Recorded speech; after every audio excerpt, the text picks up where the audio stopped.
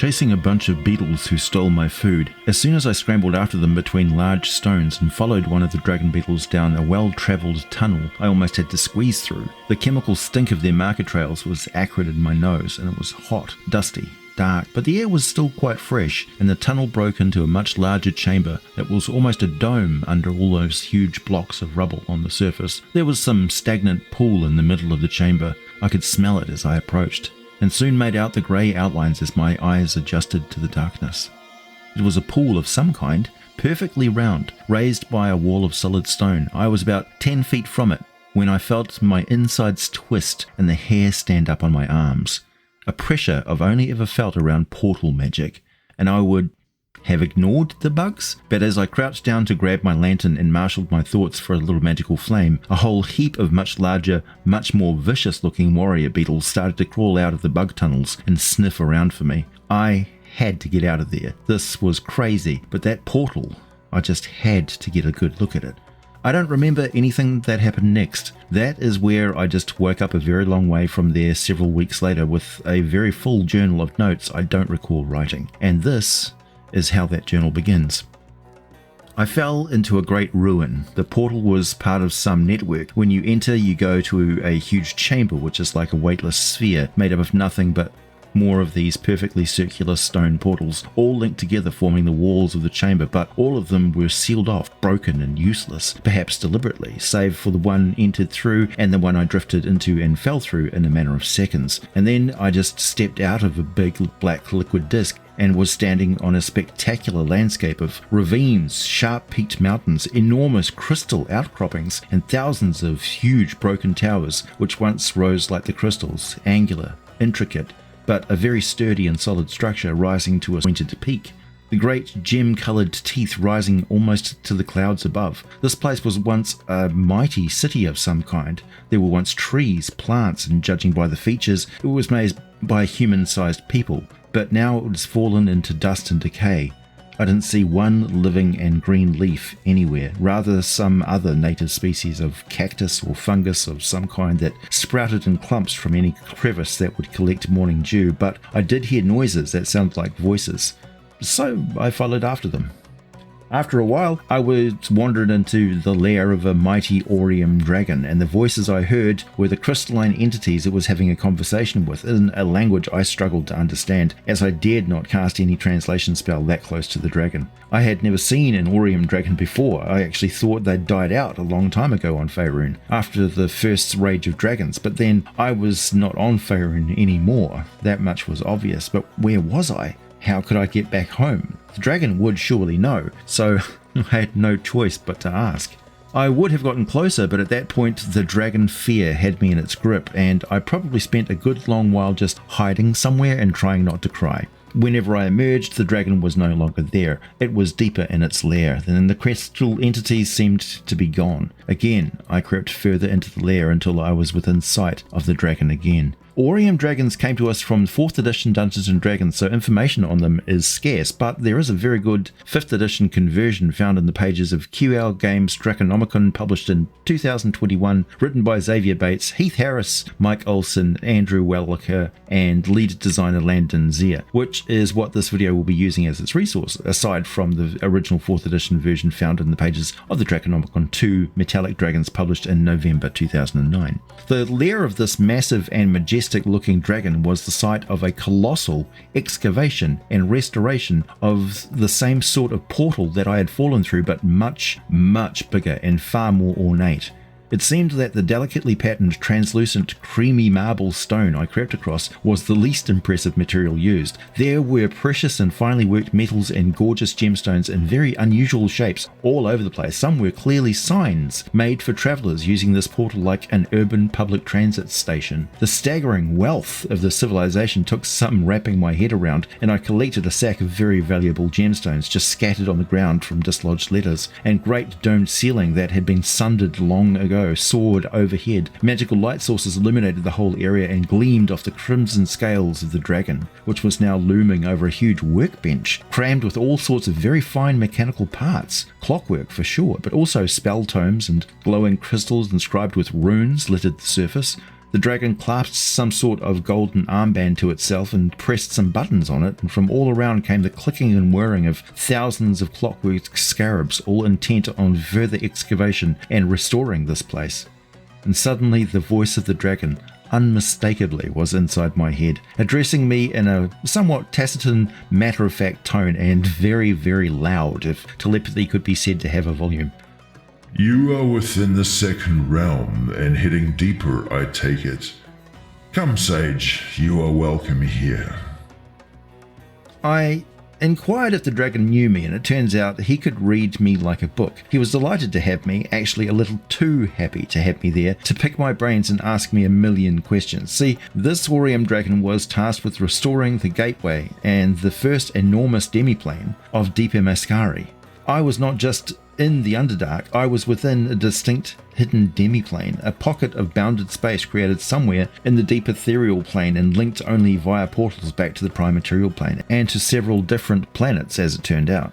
This huge creature had a somewhat feline appearance with a very powerful but lithe body and massive feet that looked more like paws than the usually thinner and razor-clawed feet of dragonkind. The reason being obvious once the dragon gripped mighty blocks of stone and shattered them, or grabbed, twisted and simply snapped off bars of metal, which were as thick as my forearm. Despite the dust and the sand kicked up by its activities, the metallic crimson scales of the dragon were immaculately clean. It would pause every couple of minutes to cantrip away all of the grime from its body, fastidiously proud of its appearance. When much closer I could see inlays of precious metals and gems, mostly commonly jade, decorating the larger scales on its body. There were rings of precious metal, some of them probably magical, piercing the fine flukes which swept back along the sides of its head, and also on the fins running down either side of its neck. Some of these rings were linked with sturdy chains encrusted with gems, charms and such. How it managed to muscle its way through stone and metal rubble without tearing such ornaments off its hide was a mystery to me. It punctuated its telepathic conversation with draconic gestures and body language, which included raising its head high and flaring out those fins on the side of its neck like an angry cobra hood, and the effect was quite intimidating, and its tail twitched and curled with its mood like, well, it's much like that of a cat. Aurium dragons may seem like archaeologists at first glance, but they are definitely not. An Aurium dragon always takes up residence where whatever structure was grandest in the ruins' heyday. Often a grand cathedral, a tower, a castle, or in this case, the location of a massive planar portal. Even if that building is currently in a state of ruin, the dragon's servants start to reconstruct the building right away. Each Aurium dragon will favour its own choice of minion species, and many turn to alchemy and arcana to construct their workforces, such as candle golems and automatons and such. If necessary, the workers take building materials from other parts of the ruins, and their reconstruction isn't necessarily accurate, just as long as the building evokes the grandeur of a long-dead era. The reconstruction will please the Aurium dragon. In this instance, functionality was also a major factor. The dragon was intent on reactivating the portal, and it seemed I could be of some help with its spellcasting. The dragon knew the contents of my belongings down to how many dried apricots I had left over in my backpack, and was intensely curious about my travel spellbook. It couldn't detect anything I had within my magical containers though, so didn't know I had other spellbooks and plenty of journals. Long story short, I did help with the dragon's work, gained his trust I think, and my journals carried on all the way to the hidden city of the Mascari, richly detailing whatever features I could identify. I did not see the Aurium Dragon again, but got a pretty good understanding of his motivations and capabilities. I also met the unique inhabitants of that ruined city. Aside from the dragon, its scarab constructs, and those crystal messengers of the Mascari High Mages, there was a whole population of people who had been left behind and now existed as yet another subspecies of human. They had unusually grey skin, adapted long ago to life without a sun in the sky, and they were left behind due to the fact that none of them had any capacity to learn or to cast spells. They were actually resistant to magic, and my use of it caused some consternation, as it labelled me as an elite, one of the high Mascari who retreated further into their own magically constructed realities, leaving the world of toril long behind them. But my skin was not grey, so I was clearly an alien, an outsider. They were spooked by me, and quite unpredictable. The scavengers lived by barter, and most carried wondrous items and treasures of the ancient city, most still perfectly functional even after centuries of use, and while I referred to them as scavengers, they were not ragged or uneducated. They wore their own kind of fashions and seemed very well versed in all aspects of engineering. My magical translation of their language made them sound basically like the Gondites of Lantern back on Faerun, with lots of technical jargon and slang I still couldn't interpret, as I just didn't understand the context, but I got the basics of what they were saying. The other inhabitants of the city were creatures from the world of toril mostly, but they were some monsters as well, which had arrived from the ethereal plane and got stuck, unable to return. The scavengers even had a domesticated furry version of the ethereal felcher, which they raised for meat and as pack animals. Though I only saw them from a distance and I was mostly confined to the dragon's lair, it was quite amazing seeing these creatures tethered to magically levitating sleds they pulled along, loaded with people and cargo. The Aurium Dragon had features similar to metallic dragons. His head was a bit like a gold dragon, except sleeker, without the dangling tendrils growing from the cheek and jaw, and there was a double row of smaller horns running all the way from the top of his head all the way down his spine and tail. The tail was much larger than any other metallic dragon and also prehensile, able to whip around objects that easily weighed much more than I do and just toss them out of the way, or bring them around for the dragon to scrutinize under eyes that seemed to glow with a golden inner fire. When looking directly at you, the dragon's face was quite flat, with a very short snout with nostrils that were at the same level as its eyes, so it's hard to see this effect in pictures, but the green and toxic mist that curls out of its nostrils seems to form a vaporous set of lurid green glowing eyebrows trailing off behind its serpentine neck. The neck is already very thick and wide, but further accentuated by a set of 6 sweeping fins down either side, which are normally at rest, but as I mentioned can rise like a cobra hood according to the dragon's mood, and also function when the dragon is in flight to provide additional wing lift and control. I felt the fear that this monster can unleash, and it is no joke. This creature may well rival gold and red dragons for being the most dominant super predator overlord that exists in the mortal world. I tend to compare other dragons' fear I've felt since then back to the Aurium Dragon, like the voltage meter for Oriums is very high. As I interacted with him, I learned his name was Arokothep of the Emeria. I had no idea what the Emeria was. It may have been his lineage, it may have been some part of Imaskari culture, I don't know. Arokothep has the ability to not only breathe a shockingly toxic jet of glowing green gas, but the gas is also infused with life and becomes a vaporous serpent that can move around and interact with the environment as though it was a large elemental monster. I've seen this in action and it's absolutely remarkable. Arokothep needed some stuff carried, he breathed the gas out, it formed into a vaporous serpent and just followed his telepathic instructions, constricting around the equipment and slithering across the landscape at 40 feet per round. In game terms, the adult dragon exhaled a cloud of acidic gas in a 60-foot cone. Each creature directly contacted by the gas must make a DC 18 dexterity saving throw, taking 16d6 acid damage on a failed save, half if they made the save. After dealing its damage, the cloud coalesces into a vaporous serpent in an unoccupied space within the area of effect. The dragon can only have one vaporous serpent at a time, so if it already has one, when the cloud coalesces, the serpent immediately disperses. In combat, the serpent minion shares the dragon's initiative count, but it takes its turn immediately after the dragon does. It also counts as a creature for the purpose of the dragon taking legendary actions during another creature's turn. The Vaporous Serpent has an armor class of 16, 7d8 plus 14 or up to 70 hit points. It is a corporeal creature that has the ability called Avoidance, where if an effect requires a dexterity saving throw, the minion takes no damage on a save and only half damage on a failed save. The serpent is also immune to poison and acid, becoming exhausted and frightened, paralyzed, poisoned, and also being knocked prone. It senses the world via vibration out to 60 feet. As an elemental, it requires no food, water, air, or sleep. It can attack up to 3 times per round. Its bite is plus 7 to hit and inflicts 2d10 plus 4 piercing damage plus 1d10 acid damage. Its constrict attack is also plus 7 to hit, inflicts 2d6 plus 4 bludgeoning damage, and if the target is man-sized or smaller, it's grappled with an escape DC of 17. Until the grapple is broken, the restrained victim takes 1d10 acid damage on each of the serpent's turns. The Vaporous Serpent only has an intelligence of 4 and has no language ability other than understanding its creator's wishes. The dragon's attack are formidable, along with the power it has over its environment and all its minions. I certainly wouldn't want to fight them or him. Orokothep is an adult Aurium Dragon, has an armor class of 18, 16 d10 plus 80 or between 96 and 240 with an average of 168 hit points, a movement speed of 40 feet on the ground and 80 feet in the flight, being quite an agile flyer for such a solid muscular creature that easily weighs a few tons. His strength is 25. In combat, he unleashes his frightful presence on all creatures of his choice within 120 feet of himself. They must make a DC 16 wisdom saving throw or be frightened for 1 minute. Save ends. He has 3 physical attacks on his own turn, plus he can make a tail and wing attacks during the round on other creatures' turns. He's plus 12 to hit, his bite has a 10-foot reach and inflicts 2d10 plus 7 piercing damage. He can claw adjacent targets, plus 12 to hit, and inflicting 2d6 plus 7 slashing damage. Additionally, that wicked prehensile tail can also be used, again,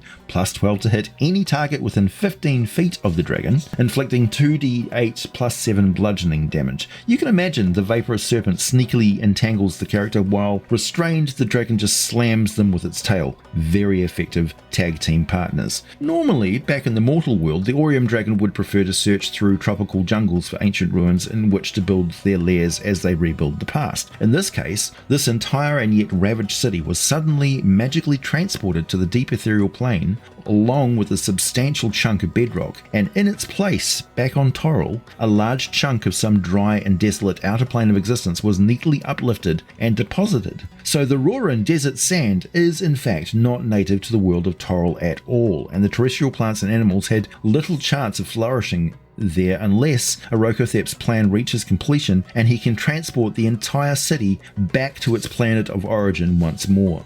The effect this would have on the entire region is mind-boggling. Not only would a fully restored planar portal site be returned to Toril, an alliance with the dragon-ruled nation of Murgon would instantly create an extremely powerful and dangerous territory from which all the dragons of Toril could begin to inexorably return to power as the dominant species of the planet, conquering and ruling every other nation on the continent and eventually the entire planet. This would be very bad news for Thay and the great many Tweegan horse lords of the Endless Wastes, as the dragons would not allow these nations to remain independent so close to their borders. Essentially, the entire eastern border between Faerun and Karatur would become the land completely ruled by dragonkind. The information contained in my journal was therefore extremely important.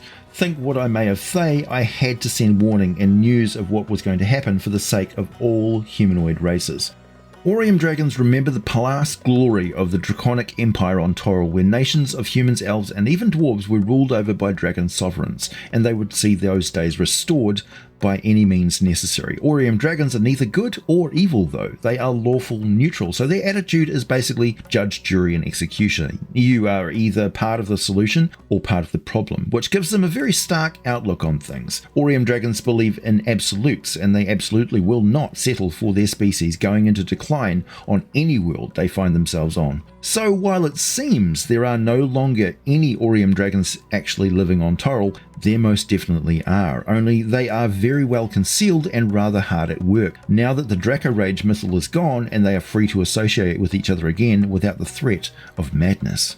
Within the portal facility structure that was Orokothep's lair, he could inspire absolute loyalty in his minions, his commanding presence driving them to acts of self-sacrifice, where those within 10 feet would leap between the dragon and an incoming attack, with a 50% chance that they, rather than the dragon, would be hit by it. Orokothep's acidic mists could also be marshalled by his mental command, congealing suddenly around an unoccupied point the dragon could see within 120 feet. The cloud created a 10-foot sphere of damaging acid that also blocked vision directly through it, and though it was light cover, and any creature within that cloud must make a DC 13 Constitution saving throw or take 46 acid damage. Orokothep can maintain this cloud without concentration until the point that he makes another lair action right at the start of each round. At first, it was my assumption that the entire excavation and restoration site was Orokothep's treasure hoard, or perhaps the precious clockwork creations that carried out all his tasks, but I began to notice things, objects resting in cleared spaces, on display as they were, and saw that these were different, much older and not exactly part of this great effort. There were several blocks of stone that were of actual Batraki manufacture that would have placed their age well over 30,000 years and still radiating strong enchantments to this day. There were skulls of creatures so old that they had been turned to stone to better preserve their original condition, and all manner of other mineral objects that had withstood the sheer weight of their age. Also, it was the arrival of one of the dragon's snacks, a great platter of roasted animals, some sort of squirrel perhaps, and buckets of some sort of fungus ale that I got to meet the human descendants that dwelled in the ruined city. They provided all of the meals to the dragons since they really had no other choice in the matter, and given the harsh, dry and desolate nature of the place, it must have taken them a hell of a lot of effort to catch that many animals, prepare and cook them, and keep a fairly constant supply of them coming, because the dragon ate at least 1 or 2 meals like that every day. I didn't know it at the time, lulled into a false sense of security by the dragon's casual behaviour and conversation, but Aurium dragons have a habit of questioning new arrivals and behave that way until they figure out definitely what a visitor is all about, and then they lump them into one of 3 different categories. If the dragon decides you're a thief or you are food, you will suddenly and unexpectedly be attacked, killed, and usually eaten. Metallic dragons most certainly can and do eat people. Aurium dragons don't go out of their way to make excuses to eat humanoids, but it really is the most efficient and clean way to dispose of an edible pest. The 3rd category is if a being that the dragon considers useful, and to quote the 4th edition Draconomicon, future servants are treated to a display of power and intimidation that the Aurium dragon hopes will cow them into servitude. A typical Aurium dragon treats only other dragons as equals, and even then it does so only after it's sure that the other dragon isn't out to steal from the Aurium's lair. In the first few rounds of a battle, an Aurium dragon is quiet, uttering only the occasional grunt of pain when hit or a derisive chuckle when hitting back. But as the battle goes on, the Aurium dragon will begin to taunt and counter-taunt adversaries who address it in Draconic. Most of an Aurium dragon's insults play on how young and inexperienced the opponents are and how they have no idea of the ancient power that surrounds them, couldn't possibly comprehend the magic of centuries ago, and so on. The region containing a legendary Aurium dragon's lair is warped by the dragon's magic, of course, which creates more of the following effects. Creatures within 6 miles of the dragon's lair are cowed more easily and have disadvantage on ability checks and saving throws against fear effects. A cowed nation. Creatures within 6 miles of the dragon's lair find that they seem to know more about their environs than they realize, giving them advantage on intelligence checks regarding the immediate area. So, scared scouts. Creatures who sleep for at least 6 consecutive hours within 6 miles of the dragon's lair are troubled by dreams of a once great empire fallen into ruin. If the dragon dies, these effects end immediately. Now that's a very interesting concept, that you get to witness the fall of the Mascari Empire and the magical transportation of this entire landscape in the form of a nightmarish dream while you're having a long rest on your way to a lair that you're not even aware of yet. There is much more to tell about my journey deeper into the nested demi-planes of the Deep Mascari, but for now I'll just give some insight into the origin and nature of the metal Orium, as it's not a very familiar one. Though seldom used today, the red-gold metal Orium features prominently in ancient lore. Many adventurers and their enemies look for relics created with this metal, because it's prepared properly using long-lost crafting methods. Orium greatly increases the power of magic channeled through it.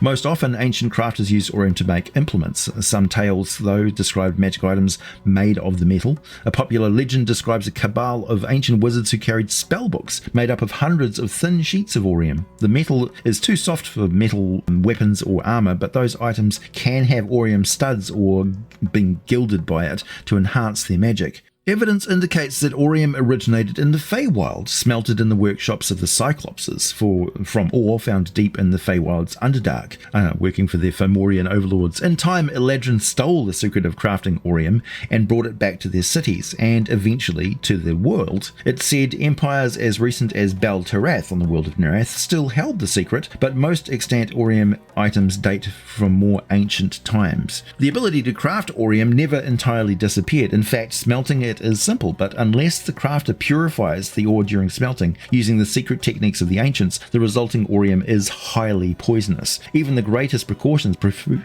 ineffective against unpurified Orium because its subtle magical emanations contaminate the body and mind over prolonged use. Only the most ambitious spellcasters, especially liches, use implements or magic items made with the substance as a result. Since an Aurium dragon's breath draws its poison from the metal infused in the dragon's blood, some dragons explore ruins in search of the purified form of the metal. They hope to transfer its secret and its power to their own bodies. So you can imagine a dragon's lair with a big heap of Orium coins. On the planet Earth, this magical metal of the more magical realms instead becomes the very, very deadly metal called polonium, a highly radioactive fissionable material that's indeed a deep red colour, but dangerous in the extreme. If an Aurium dragon were to somehow be transported to the planet Earth, it would probably spontaneously explode with the force of a tactical nuclear warhead.